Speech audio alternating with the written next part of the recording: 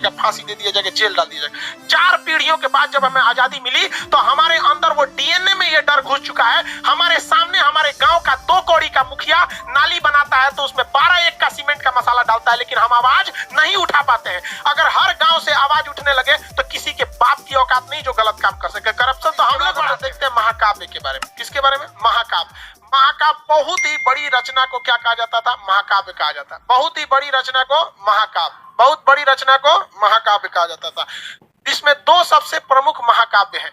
एक महाकाव्य का नाम रामायण, दूसरे का नाम महाभारत। महाकाव्य कितने? महाकाव्य कितने? 2। कौन कौन?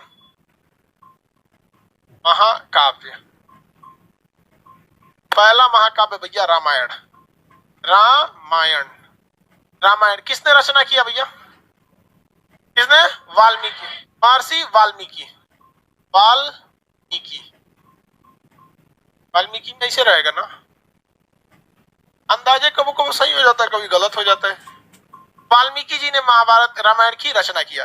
प्रारंभ में इसमें श्लोकों की संख्या जो थी 12,000 थी, लेकिन बाद में इसमें कितना हो गया? 24,000। कितने हजार हो गए? 24,000। ठीक है। रामायण के जो खंड है, क्या है? खंड है। उन्हें क्या कहा जाता है? वर्ग वगैरह नहीं बोलते, हाँ? कांड कहा जाता है। क्या कहा जाता है? कांड। रामायण में कितने कांड है? 7 को कांड है रे भैया। कितने कांड है? 7। रामायण के भाग को, जो रामायण में कितने भाग, भाग बोले तो लेसन, रामायण में एक तरह का लेसन समझिए। देखिए, उस आज के चीजों से मिला लीजिएगा तो समझने में आसानी होगा। हम भाग पढ़ाते रह जाएंगे, समझ लेसन बोलेंगे तुरंत समझ में आएगा। कितना लेसन है? 7। इसके लेसन को क्या कहा जाता था? कांड। क्या कहा जाता है? कांड। कितने कांड है? 7। अब इसमें 2 ही चीज पूछता है। सबसे बड़ा कांड कौन सा है? युद्ध कांड। सबसे बड़ा कांड युद्ध कांड। और सबसे महत्वपूर्ण कांड कौन सा है? सुंदर कांड। कौन सा कांड? सुंदर कांड। अक्सर देखते होंगे पंडित जी आते होंगे, क्या है भैया? तो सुंदर कांड हो रहा है, यज्ञ वगैरह होगा बहुत बड़े पैमाने पर, और पंडित जी एकदम लय में गाएंगे एकदम बढ़िया सुंदर कांड। समझ में आ गया कि नहीं आ गया? तो रामायण के खंडों को क्या कहा गया? कांड। कितने कांड है? सबसे बड़ा कांड युद्ध कांड। कौन सा कांड? युद्ध कांड। कौन सा कांड? युद्ध कांड। मटेरियल में नहीं लिखा होगा तो आप लोग लिख लेंगे वहां पे कांड में। और सबसे महत्वपूर्ण कांड सुंदर कांड। कौन सा कांड? सुंदर कांड। कौन सा कांड भैया? सुंदर कांड। आप लोग भी अपने घरों में सुंदर कांड वगैरह करा सकते हैं। पूजा पाठ अच्छी चीज है, पूजा पाठ कराना चाहिए। कम से कम जोने बहाने जिस दिन तक पूजा रहता है आदमी कम से कम वो दिन कोनो गलत काम नहीं करता है। सबसे बड़ा तो फायदा इंस्टेंट दिखता है, आगे हो ना हो, लेकिन कम से कम उस दिन आदमी कुछ नहीं करता है। जिसके घर में हरि कीर्तन होता है या यज्ञ वगैरह होता है, या मुस्लिम में जिनके घर में कुरान खानी होता है, कम से कम वो उस दिन कुछ गड़बड़ नहीं करता है। भाई आज पूजा पाठ है बताओ यहाँ पे ये कांड। अब देखिए, महाभारत रामायण जो है ना, ये तो है भैया क्या चीज? एक काव्य है। लेकिन एक्चुअली रामायण एक लीला है। लीला मतलब समझते हैं? Match fixing. पहले से रामायण में हर चीजें क्या थी? फिक्स थी। लेकिन हमारे देश की शिक्षा व्यवस्था इतनी चौपट कि हमें और आपको समझने का मौका ही नहीं दिया और इसे एक धार्मिक किताब बन के रख दिया है। रामायण को अक्सर कहा जाता है राम लीला। देखते हैं, ये राम जी की क्या थी? लीला थी। राम जी की क्या थी? लीला। अगर आप इसके छोटे से छोटे चीजों को अगर आप समझेंगे, कोई भी चीज को अगर समझेंगे, छोटे से छोटे चीज को, तो आज के जीवन में आपको बहुत सारी चीजें सीखने को मिलेगी। अच्छा ये बताइए, राजा दशरथ जी की पत्नी थी, वो कौन सी पत्नी थी जिन्होंने रथ में उंगली डाल के उनसे वचन मांगे? कौन थी? कैकेयी। उन्होंने क्या कहा था राजा दशरथ जी ने? कि हम तुम्हें एक वरदान देंगे। बदले में उन्हें क्या कहा? कि हम उचित समय आने पर आपसे क्या मांगेंगे? वरदान। याद रखिएगा, आज के जीवन में अगर आप किसी से कमिटमेंट करते हैं तो तुरंत पूरा करवा लीजिएगा। ऐसा मत कहिएगा कि उचित समय आने पे हम तुम्हारे लिए करेंगे, वरना आने वाले समय राजा दशरथ जी की मृत्यु का कारण भी बने थे राम जी का वनवास। कौन बर्दाश्त करेगा वहां पे? राम जी का। लक्ष्मण जी को तो वनवास नहीं था, वो तो साथ में चले गए थे, भाई के स्नेह में चले गए थे कि नहीं? तो ये आप इसका ध्यान रखें। ये क्या चीज था? ये आने वाले कलयुग के लोगों को दिखाने के लिए एक प्रेरणा की स्रोत थी। देखिए, आज उन सबको पता था भगवान जी को आने वाले समय में एग्रीमेंट वगैरह बहुत होगा, बिजनेस उजने से आगे जाएगा, जीएसटी वीएसटी, तो कैसे खुल के थोड़े बोलेंगे कि एग्रीमेंट में ऐसे मत करना। वो दिखाया गया था कि इस लीला को समझिए और अपने आने वाले जीवन में 100-200 साल, हजारों साल बाद आप इस जीवन में याद रखिएगा कि अगर आप किसी के प्रति एहसानमंद है तो उसका एहसान तुरंत चुकाइए। उसको अगर फ्यूचर पे टालेंगे तो हो सकता है कि आपको ऐसा जगह आके चोट देगी, फिर आपको भी काम खत्म हो जाएगा यहाँ पे। तो अभी याद रखेंगे यहाँ पे आप इस रामायण में बहुत सारी चीजों को देखेंगे जो आज के वक्त में आपको अपने जीवन में बहुत काम देंगे। जब लक्ष्मण जी हिरण को ढूंढने गए थे, वो एक क्या किए थे, लक्ष्मण रेखा खींचे थे और सीता जी से क्या कहते कि सीता जी आप इसके बाहर नहीं जाइए। सीता जी कभी नहीं जाती उसके बाहर, कभी नहीं जाती। यदि रावण साधु का वेश नहीं बनाया होता तब। तो ये क्या संदेश देना चाहता है कि हर साधु के वेश में समझा आया हुआ व्यक्ति सन्यासी नहीं होता है। कलयुग के वेश में अगर कोई भी आपका साधु बन के आता है तो हो सकता है कि वो आपके लिए लक्ष्मण रेखा पार कराने के लिए आया है। इसलिए आंख बंद करके भरोसा नहीं कीजिएगा, क्योंकि सीता जी जैसी जब वो भगवान की पत्नी जब धोखा खा सकती है तो हम जैसे तुच्छ मानव लोग की औकात कौन सी औकात है हमारी। और आज भी देखिए आपको तांत्रिक लोग किसी किसी नाम पे आपको ठगेंगे। ये एक लीला है, लेकिन हमारी सिस्टम में जब अंग्रेज आए थे तो इस तरह से पढ़ा के गए कि हमारे और आपके दिमाग पे एक ताला मार दिया कि बौद्ध ग्रंथों में कुछ भी है तो आप इसे नहीं पढ़ेंगे, क्योंकि आपके दिमाग पे ताला मारा गया है कि आप हिंदू हैं, आप मुसलमान हैं, आप सिख हैं। अरे भाई, महात्मा बुद्ध ने कह के गए थे क्या कि हमसे तुमको कोई भी बौद्ध लोग ही हमसे अपनी तमन्नाओं को मांगना या हमारी मन्नत मांगना। अगर कोई मुस्लिम या हिंदू हमसे कोई प्रार्थना करेगा तो हम पूरा नहीं करेंगे। क्या मर्यादा पुरुषोत्तम राम कहते क्या कि अगर हमसे कोई सच्चे दिल से मुस्लिम अगर हमसे अपनी प्रार्थना करेगा उसने मुसीबत में तो हम उसकी पूजा नहीं, की प्रार्थना को नहीं सुनेंगे, कहेंगे भाग तू मुस्लिम है, क्या कहेंगे? नहीं। लेकिन हम लोग 200 साल तक अंग्रेजों के गुलाम रहे। देखिए मुगलों के वक्त में भी हमारी संस्कृति आज आई थी, मुस्लिम शासक के वक्त आई थी, लेकिन उन लोग की सोच दूरदर्शी नहीं थी, वो केवल हमारे सामाजिक क्षति किए। लेकिन जब अंग्रेज का शासन आया ना, मेंटली बर्बाद कर दिया, जिसका खामियाजा आज भी हमें भुगतना पड़ता है। जबकि ये साफ संदेश था राम जी का कि देखिए हमारी खुद की पत्नी भी धोखा खा सकती है, तो आप आदमी किस दे। इसलिए जब कभी भी कोई धार्मिक चीज में अगर आए तो उसे एक बार जांच परख लीजिएगा। हम ये नहीं कहते कि सब गलत है, लेकिन जांच परख जरूर लीजिएगा। जब लंका में जाया जा रहा था तो लंका में जब जाने के वक्त में भी देखिएगा, जब वानर लोग पुल बना रहे थे, वानर लोग क्या बना रहे थे, पुल बना रहे थे, तो उसमें गिलहरी भी ईंटा लेके ढोती थी सब। अब गिलहरी की औकाते कितना है, इतनी ईंटा लेके घूम रहे थे, देखो बंदर उठा के फेंक दिया गिलहरी को, क्योंकि भाई यहाँ से डिस्टर्ब करने आई है यहाँ पे। तो राम जी के पास गिरी थी और उसको टोट लग गया। तो राम जी अपने उंगली से ऐसे साला दिए थे, तो गिलहरी के ना पीठ पर आप देखेंगे ना 3 ठो निशान होता है, गिलहरी के पीठ पर 3 निशान होता है। तो ये कहा गया कि राम जी का ये क्या है, निशान है। और राम जी ने अपने जीवन का सबसे बड़ा उपदेश उस बंदर को बुला के दिए थे, वानरी सेना को, कहते इधर आओ, सबका क्लास लिए थे, चलो सब लोग यहाँ मारा कैसे वहां पे। और उन्होंने, राम जी गुस्सियाने वाले नहीं थे, लक्ष्मण जी इतनी भड़कीले टाइप के थे, नाके काट दिए सुपने खा। आज भी हर लड़की किसी भी लड़के को प्रपोज करने से डरती है, क्योंकि उसको याद है ससुर हमरा एक बार रामायण के समय लक्ष्मण जी काट दिए थे। लड़का डरता है कि कहीं तमाचा मत मार दे, लड़की डरती है नकिए मत काट। खैर ये मजाक वाली बात है, इसको सीरियस नहीं ले। तो राम जी ने क्या कहा था, देखो मायने ये नहीं रखता है कि तुम कितना किए हो, मायने ये रखता है तुम कितना कर सकते हो। बंदर लोग जो है वानरी सेना, तुम्हारी क्षमता ज्यादा है, तुम बड़े बड़े पत्थर को उठा सकते हो, लेकिन गिलहरी ने उतना बड़ा पत्थर उठाया जितनी इसकी औकात थी। इसलिए अगर कामयाब होना चाहते हो तो ये मत सोचना आज के समय में कि तुमने कितना पढ़ाई किया, बल्कि अपने आप से पूछना कि आज हम कितना पढ़ सकते थे। समझ में गया? इसलिए हम आज भी इस गिलहरी को अपने पास रखते हैं। जिस दिन हमको थकान होने लगती है, हम इसको देखते हैं तो राम जी की बात याद आती रहती है कि ये मरा हुआ जिंदा इसमें रहेगा। हमको आज भी जब भी थकान होती है तो हम इसको देखते हैं, याद आती है कि जिंदगी में ये मत सोचना तुमने कितना किया, सोचना कि तुम कितना कर सकते थे। समझ में आया कि नहीं? आज हमारा 6 मिलियन हो गया, 6 मिलियन कल ही हो गया था, रात में हो गया था कल ही। आप हम सोचे बताएं। अब चलिए अब मेन टाइम पे आते हैं यहाँ पे। तो पहला आपने ये देख लिया, उसके बाद आपने देखा कि लक्ष्मण जी को क्या लग गया था, तीर लग गया था, और शक्ति बाण के नाम से वो तीर था, बहुत खतरनाक, उसमें मंत्र वगैरह था। पहले के समय में तीर खतरनाक नहीं थे, मंत्र खतरनाक थे, तो उसको कुछ पढ़ के मार देता था रावण वगैरह, मार यहाँ पे। तो आप जरा देखिए, राम जी के अपने भाई को जब तीर लगा था तो तो राम जी विष्णु भगवान के अवतार थे। एक बार राम जी उस तीर लगे हुए जगह पे हाथ रख देते तो क्या वो जख्म सही नहीं हो जाता? हो जाता कि नहीं? लेकिन राम जी तो भैया ठहरे भगवान। उन्हें पता था कि आने वाले कलयुग में बहुत सारे ऐसे तांत्रिक घूमने लगेंगे जो कहेंगे कि मर्यादा पुरुषोत्तम राम ने जो मंत्र पढ़ा था, मैं उसी मंत्र को पढ़ के आपके AK-47 का गोली लगा है साफ कर देंगे, बिच्छी काटा है साफ कर देंगे, सांप काटा है साफ कर देंगे। इसलिए राम जी अपने भाई को तड़पते हुए छोड़े और कहे हनुमान जी को कि जाइए आप हिमालय से संजीवनी बूटी लाइए, जो हनुमान जी को दिखाता है कि यदि समय रहते अगर आप मेडिकल सुविधा ला सकते। आज के समय में अगर आप देखेंगे, मजाक में सेंस में ना लेंगे तो आज के समय में वो एम्बुलेंस को दर्शाता है।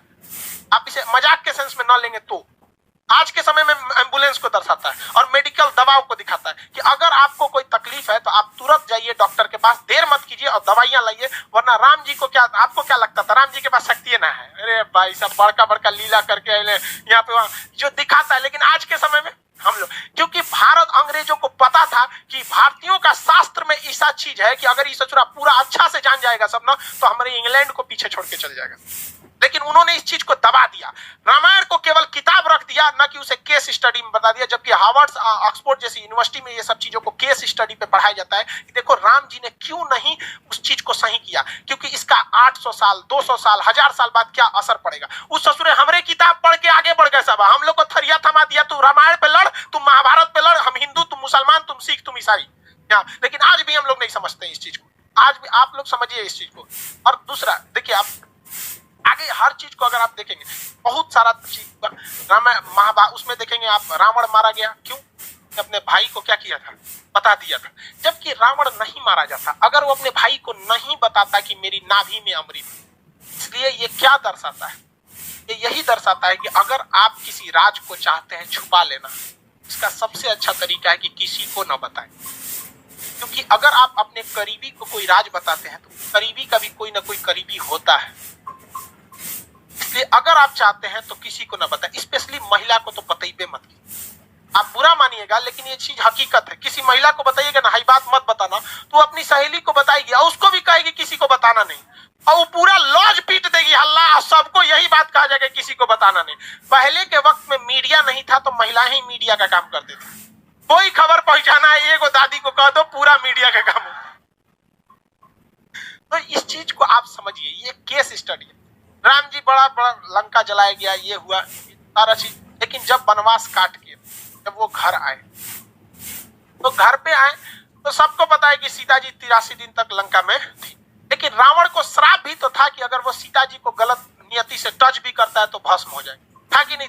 पूरी दुनिया जानती थी कि सीता जी एकदम पवित्र है। लेकिन जब वो अयोध्या पहुंची तो राम जी लोगों ने सवाल उठा दिया कि सीता जी को अग्नि परीक्षा देनी पड़ी। सवाल उठाया गया था कि नहीं उठाया? तो राम जी कभी नहीं चाहते थे कि वो अपनी पत्नी को, जगत जननी मां सीता को, वो अग्नि परीक्षा में बैठाएं। लेकिन समाज में आकर उन्होंने कहा कि 90% लोग को विश्वास है कि सीता जी क्या है, एकदम पवित्र है। इवन कि अशोक वाटिका में रावण रखा था तो उसके अंदर भी बहुत ज्यादा इंसानियत थी। और कहा भी, मतलब एक रावण के, बहुत से लोग रावण की इंसानियत को भी कहते हैं और कहते भी है कि सीता जी को पवित्र लौटाया गया था। तो ये राम जी की मर्यादा, राम जी की बहादुरी तो थी ही, लेकिन इससे कहीं ज्यादा रावण की इंसानियत भी थी। और जो दशहरा के दिन रावण को जलाते हैं तो एक कोटेशन आता है, ये रावण भी बोलता है, मुझे आग लगाने वालों जरा ये बताओ इस भीड़ में राम कौन है। लेकिन हम लोग दशहरे में उस रावण को जलाते हैं। हकीकत देखिएगा तो उससे नीच और आदमी आज हम लोग बन के बैठे। हम लोग से कहीं ज्यादा इंसानियत उस रावण में था उस वक्त। लेकिन राम जी अयोध्या आए ना तो 90% लोगों को पता था, 90% लोग खुश थे कि आज हमारे मर्यादा पुरुषोत्तम राम आ गए। लेकिन उस समय भी लोगों की कमी नहीं थी, लोग की कमी उंगली उठाने की नहीं थी। लोगों ने भगवान पर उंगली उठा दिया और भगवान ने सोचा कि चलो ना हम अग्नि परीक्षा दे देंगे, जगत जननी मां सीता तो पवित्र ही है, अग्नि परीक्षा में क्या हो जाएगा, सफल तो हो ही जाएंगे। हुआ भी वही, मां सीता अग्नि परीक्षा में बैठी और कहा गया भैया अगर पवित्र रहेंगी तो आग नहीं जला पाएंगी और अब अपवित्र है तो आग जला देगी। क्या सीता जी को आग जला पाई थी? नहीं। लेकिन हुआ क्या उसके बाद, जब सीता जी आई तो रो दी। ये दुनिया से मतलब नहीं था, ये राम आपसे मतलब था। राम जी आपने ही जब हम पे कह दिया अग्नि परीक्षा के लिए तो ये दुनिया मेरे किसी काम के नहीं। वो धरती माँ से जन्मी थी और धरती माँ में समा गई। जो क्या दर्शाता है कि जीवन में आप कितने भी बढ़ जाइएगा, लोग आप पे उंगलियां जरूर उठाएंगे। जब राम जी को नहीं छोड़ा लोगों ने उंगली उठाने में, तो हमारी और आपकी क्या औकात है। और ये यही बताता है कि राम जी अगर उन 10% लोगों को डांट देते ना, चल भाग यहां से, तो माँ सीता को अग्नि परीक्षा नहीं देनी होती। लव और कुश को छोड़कर माँ सीता कभी नहीं जाती, बचपन में बेचारे रोते रह गए। इसलिए अगर 2 कौड़ी के लोगों को अगर खुश करने के चक्कर में रहेंगे तो आपका अपना जीवन बर्बाद हो जाएगा। राम जी का पूरा परिवार बर्बाद कर दिया इन 2 कौड़ी के लोगों ने यहाँ पर। इसलिए जीवन में याद रखिएगा, जब भी आगे बढ़ेंगे लोग आप पे सवाल उठाएंगे, लेकिन हमारे अंग्रेजों ने ये बर्बाद कर दिया। आज किसी मुसलमान को कहिएगा ना रामायण की तुम्हें पाठ सुनाते, नहीं सुनेगा। और इवन कि आपको अगर कोई कुरान की बात सुनाएगा तो आप अगर दूसरे धर्म के, तो आप भी नहीं करें। ये कोई किसने ये जहर बोया हमारे अंदर, किसने? हाँ भाई साहब, ये 200 साल जो अंग्रेज गए सब ना, अंग्रेज भाई साहब बहुत दिमाग वाले थे। वो लोग को पता था कि भाई साहब तलवार की ताकत से, देखिए मुगल जब आए थे सब तो वो तलवार से लोगों को काटे थे सब, और अंग्रेज आए सब तो कलम से लोगों को काटा गया। और वो खुद लिख के गए थे, the power of pen is more than the power of sword. कलम की ताकत तलवार से ज्यादा होती है। हमारा वैचारिक नपुंसक बना के चले गए सब अंग्रेज, हमारी शिक्षा व्यवस्था को बर्बाद कर दिया। और इससे लड़ने का काम किया था राजीव दीक्षित ने, और इसमें किसी न किसी की चाल थी जिन्होंने राजीव दीक्षित को आकस्मिक मृत्यु कर दिया, और जो हमारे वैचारिकता को एक ग्लोबल लेवल पर ले जा रहे थे। तो खैर आप भी समझते हैं, इस सब चीज में मत पड़िएगा, धार्मिक चीजें गलत होती है, लेकिन हम लोग इसके शिकार हुए हैं। हम लोग को शिकार बनाया गया है ये अंग्रेजों ने, नजरों को समझ में नहीं आता। धीरे धीरे विकास होगा, लेकिन आप अगर समाज को देखेंगे ना, तो समाज का एक ऐसा हिस्सा है जो अब इस सब चीजों से हट रहा है। उसे नहीं मतलब है कि धार्मिक चीजें क्या है, हिंदू सिख ईसाई क्या है, वो अब इंटेलेक्चुअल पे जा रहा है। लेकिन समाज का एक हिस्सा ऐसा भी है जो ससुरा इसमें और ज्यादा क्या होते जा रहा है, बनते जा रहा है। अगर आप पढ़े लिखे हैं, आप इस चीज को समझिएगा। तो रामायण क्या है? एक तरह की लीला है जो बताता है कि भाई साहब आप सबको संतुष्ट नहीं कर सकते। बेहोश हो गया क्या कोई? अभी के समय में मोदी जी सबको बना रहे हैं। देखिए बाबू, आप ध्यान से समझिए, ऐसा नहीं है, बैठिए।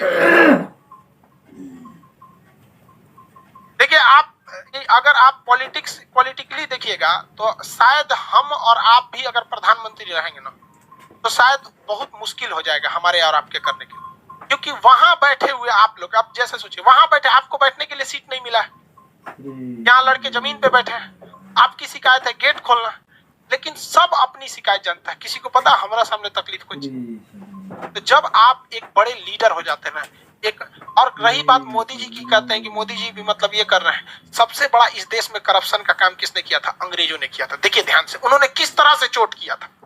उन्होंने क्या किया कि जब भारत में कहीं भी गलत काम होता था और कोई भी व्यक्ति उस गलत काम के खिलाफ आवाज उठाता था, तो उसके घर को जला देते थे सब अंग्रेज, और उनको अंडमान निकोबार में ले जाकर फांसी दे देते थे सब। और ये काम उन्होंने 200 साल तक किया। 200 साल में 4 पीढ़ियां आ जाती है, क्योंकि एक पीढ़ी व्यक्ति की लगभग 50 मानी जाती है कि 50 साल के बाद आदमी किसी काम का नहीं रह जाता है। तो 4 पीढ़ियों के अंदर अंग्रेजों ने थोड़ा थोड़ा स्वीट पॉइजन देते गए कि तुम गलत के खिलाफ आवाज मत उठाओ, मत उठाओ, मत उठाओ, तुम्हारा घर तोड़ दिया जाएगा, घर जला दिया जाएगा, फांसी दे दिया जाएगा, जेल डाल दिया जाएगा। 4 पीढ़ियों के बाद जब हमें आजादी मिली, तो हमारे अंदर वो डीएनए में ये डर घुस चुका है। हमारे सामने हमारे गांव का 2 कौड़ी का मुखिया नाली बनाता है तो उसमें 12 का सीमेंट का मसाला डालता है, लेकिन हम आवाज नहीं उठा पाते हैं। अगर हर गांव से आवाज उठने लगे तो किसी के बाप की औकात नहीं जो गलत काम कर सके। करप्शन तो हम लोग बढ़ाते हैं, हमें डर है। हम सवाल उठाते हैं अपने प्रधानमंत्री पे, हम सवाल उठाते हैं मुख्यमंत्री पे, अपने पे सवाल उठाएं कि हमारी औकात नहीं है कि हम अपने मुखिया के सामने आवाज उठा सके। और ये जो लोग कहते हैं करप्शन वाले, ये गांधी को गाली देते हैं। गुलामी में वही गांधी था जो अंग्रेजों की महारानी के खिलाफ आवाज उठा दिया था कि तुम गलत हो, और हम लोग अपने मुखिया के खिलाफ आवाज नहीं उठा पाते।